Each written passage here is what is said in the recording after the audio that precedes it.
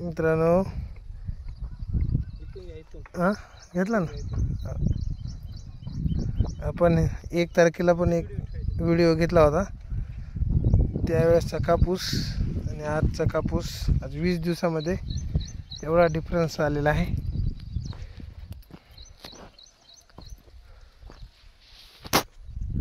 मूग पण आहे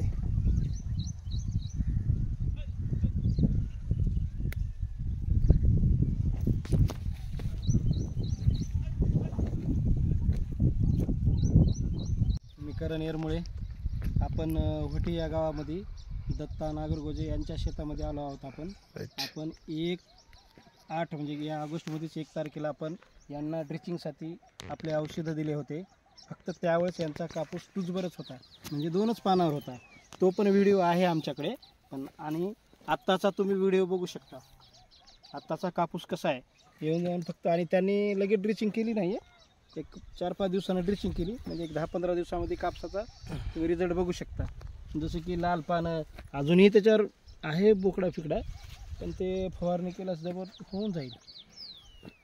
तरी पण वाढ वगैरे चाफे आणि फुटवे डेरेदार कापूस झालेला आहे। हा पण बघा, हा छोटा आहे, ते पण बघा का शेंडे किती आहेत हे बघा, शेंडे टाकण्यावरच आहेत।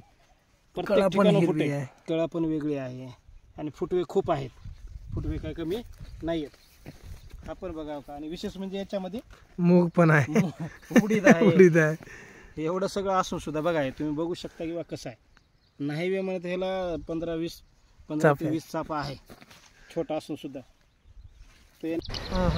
हे अगोदरचा कापूस होता, आपण 1 ऑगस्ट रोजी हा व्हिडिओ घेतला होता। दत्ता नागरगोजे होटी सायगाव या गावामधला हा व्हिडिओ आहे कापसाचा। यांचा पूर्ण कापूस 2 पान 4 पान यापेक्षा काही वाढला नव्हता।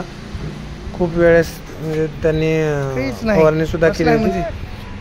आतमध्ये मूग आणि उडीदाचं पण पीक घेतलं होतं, त्यामुळे जसा लावला होता त्याच अवस्थेमध्ये कापूस होता।